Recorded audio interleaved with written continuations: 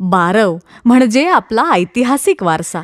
सामाजिक क्षेत्रात गेल्या 27 वर्षांपासून कार्यरत असणाऱ्या पुण्यातल्या सेवावर्धिनी संस्थेनं राज्यात 2023 पासून पुण्यश्लोक अहिल्यादेवी होळकर यांच्या 300व्या जयंतीचं औचित्य साधून त्यांना कृतीतून अभिवादन म्हणून अशा पुरातन आणि पाण्याचे शाश्वत स्रोत असणाऱ्या बारवांचं पुनरुज्जीवन आणि पुनर्वापर प्रकल्प सुरू केला.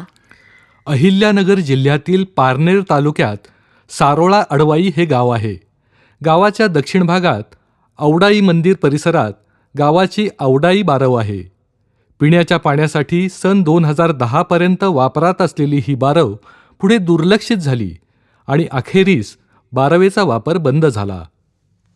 या पार्श्वभूमीवर सेवावर्धिनीने पुढाकार घेऊन या बारवेचा प्रकल्प सुरू केला आणि त्या अंतर्गत बारवेतील गाळ काढणं, झाडीझुडपं काढणं, स्वच्छता करणं, आवश्यक ती डागडुजी करून घेणं, पाण्याचे नैसर्गिक झरे पुन्हा मोकळे करणं आदी कामं केली.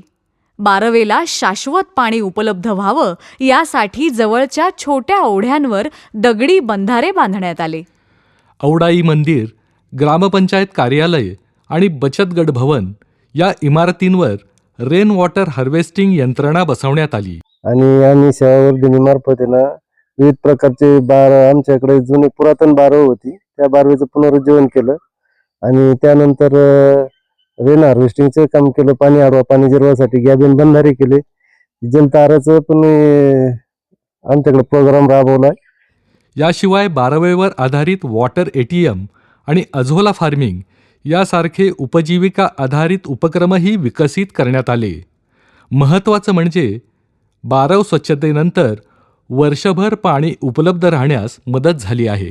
आम्हाला सेवावर्धिनी संस्थेने या अजोला कल्चरसाठी मदत केली.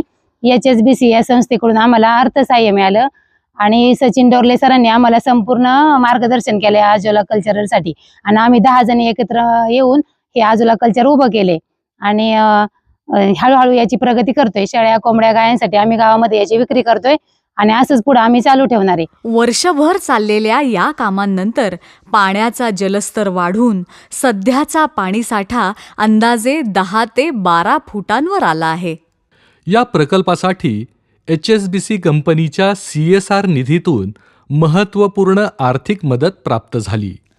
आम्ही आमच्या बचत गटामार्फत जे वॉटर ATMचं काम सुरू केलं आहे, त्यात आम्हाला सेवावर्धिनीची जे संस्था आहे त्यांच्या मार्फत आम्हाला चांगलं सहकार्य मिळालं आणि आमचं हे काम एकदम व्यवस्थित चालू आहे आणि पुढं पण चालू ठेवू अशी आमची आशा आहे.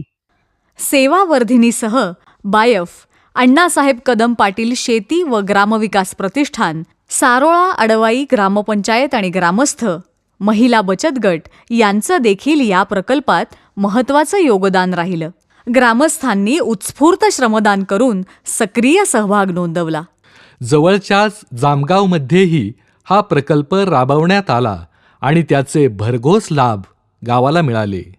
गावात रामेश्वर बारव आणि बैरागी बारव अशा 2 बारवा असून ग्रामस्थांच्या माहितीनुसार या बारवा महादजी शिंदे यांच्या कालखंडात अंदाजे इसवी सन 1785 ते 1790च्या दरम्यान बांधण्यात आल्या होत्या. येथील बारव स्वच्छतेचं काम 7 महिने चाललं होतं आणि बारव स्वच्छतेनंतर सध्याचा पाणीसाठा दिवसाला अंदाजे 30,000 लिटर एवढा उपलब्ध झाला आहे. सेवावर्धिनी बरोबरच अण्णासाहेब कदम पाटील शेती व ग्रामविकास प्रतिष्ठान, ग्रामपंचायत, ग्रामस्थ मंडळी, देवस्थानचे विश्वस्त आणि युवा वर्गाचाही या कामात सक्रिय सहभाग राहिला. हे बारव प्रकल्पाचं कामही HSBC कंपनीच्या CSR निधीतून करण्यात आलं.